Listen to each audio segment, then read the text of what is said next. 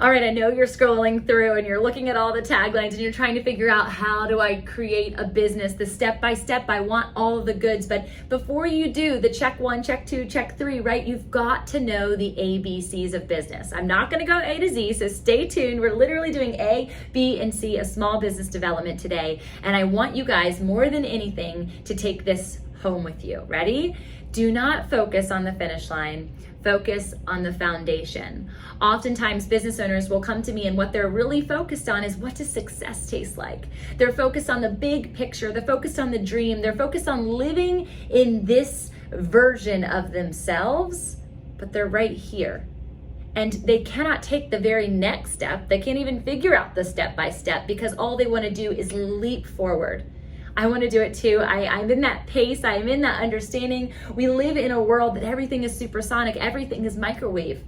But that is not how business development works. And so I want you to focus on the A, B, and C's of business development. The first one is access. This one is so important. A lot of people think that it's all about this outside build. If I can create this, then it will come, right? If I build a business, if I build the field, they said, they will come.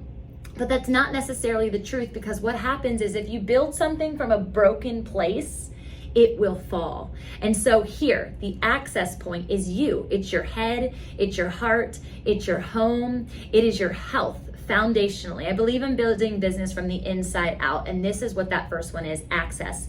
Who and what are accessing your mind, your body, and your spirit on a consistent basis. And so I have my workstation all around me, and only a couple of things have been planted for this specific video. But right before I pressed play, I looked around and I looked at, what am I about to speak? Is it true to what I am about to share? And so I'm thinking of access. What's close to me? Water. What's close to me? Cottage cheese. What's close to me? My bank card. What's close to me? These are things I planted, these two things. My reading material that I got on my airplane last time I was there. What's close to me? This was not planted. Pistachios. What's close to me?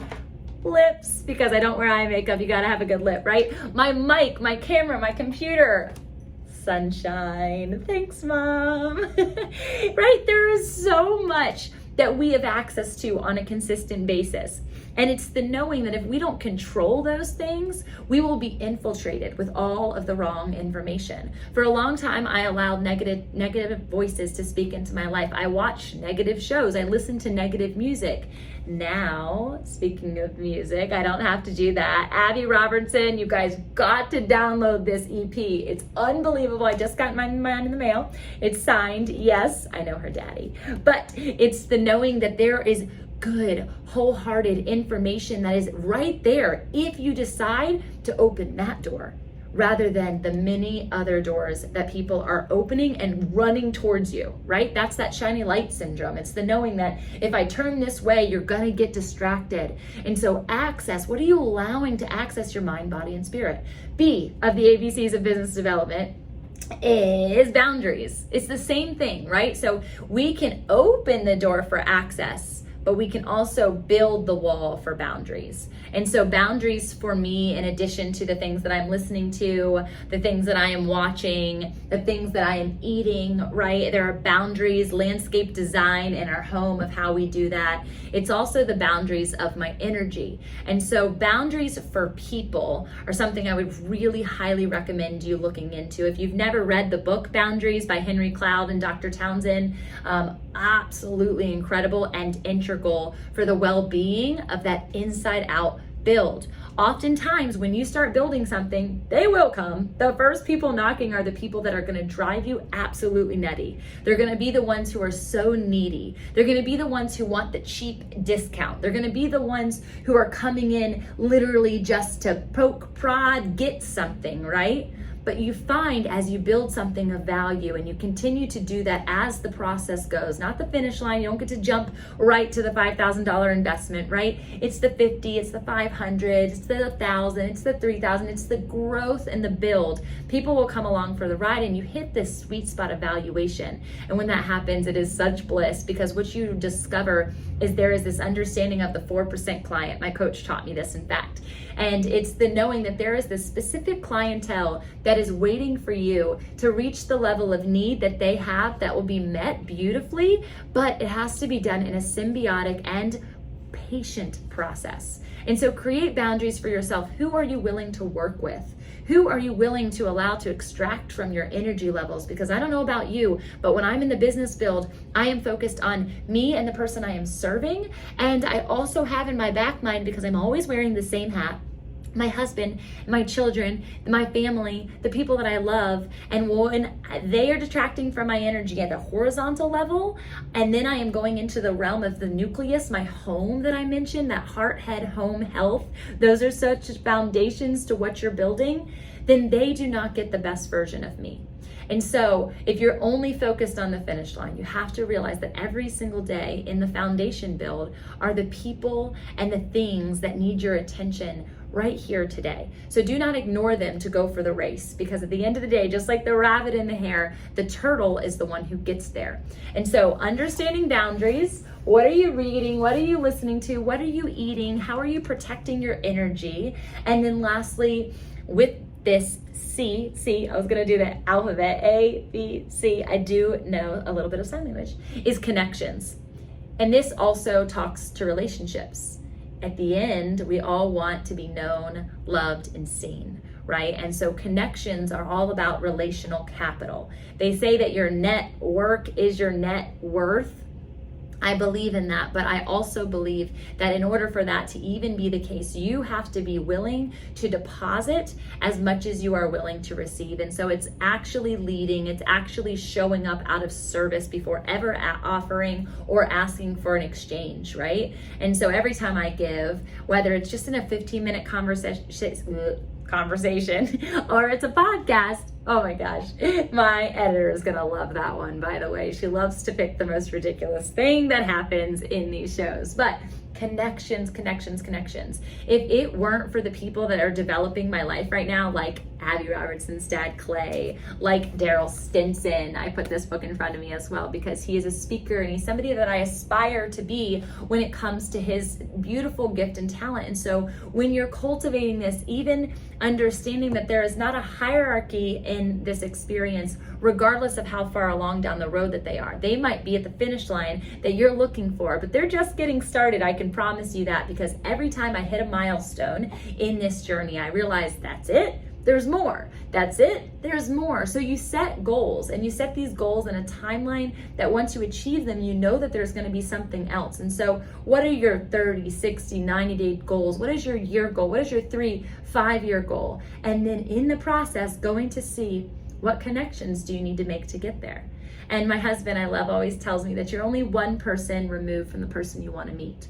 If that is true and you see yourself in this finish line experience, who are you linking arms with?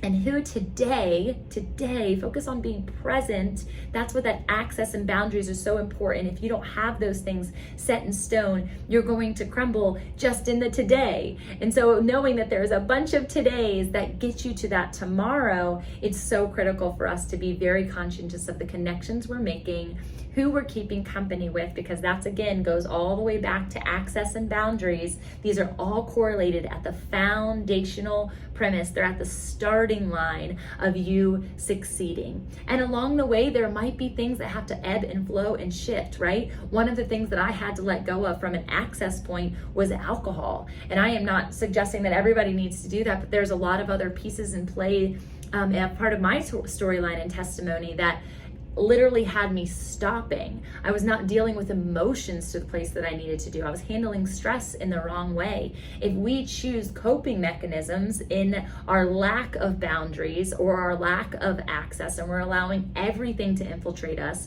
the emotional experience that takes place in the process of building a business is heightened. It's so heightened. I always say that entrepreneurship is not for the weak of heart, and it's not for the faint of heart. It's for the people who have determination, and for the people who are so willing to allow the Holy Spirit to be their guiding light in the process of access, boundaries, and connections. I pray every single day, not just for myself, for the people that I get the chance to work with and connect with, As God, open the right doors. The people that I am meant to be with, let them be at the other end of this door, and let the opportunities that look shiny go away. Let me just be so fixated on you that I only know what is true. I do not see the lies. They do not come into me. Protect me with a hedge of protection. I want that same thing for you. I intend and pray that you would pray that same thing. You want to be used by God. You want to have a purpose that outlasts your story. That's the legacy that allows you to be the light for other people, to expand the kingdom. You have a purpose and a mission, and I know it's magnificent. But if we can't get the A, B, C in order, he'll never show us Z. So I pray that this message touched you, it blessed you. I pray that I encouraged you. I encourage you to try something different in what you're listening to, what you're reading. I opened this one and got this one out. This is an amazing book, by the way, by Founder. It's gorgeous. This is a book of who is whose. Let's see. Jessica Livingston, Melanie Perkins, Gary Vee's in here, Tim Ferriss is in here, Steve Blake is in here. I mean, there's so many in there. Russell Brunson's in here. The list goes on. Sarah Blakely's in here. I mean, so many people that I love, that I admire. Marie Forleo. Do you have mentors? Do you have people that you're allowing to get access into the places that they already are, but you're setting boundaries in the process and you're connecting with the people who are in their sphere? I remember going to a conference. One quick story. I'm sorry, I told you I'd be done. One quick story. I went to a conference and I saw these people on stage and I thought, no way, no how.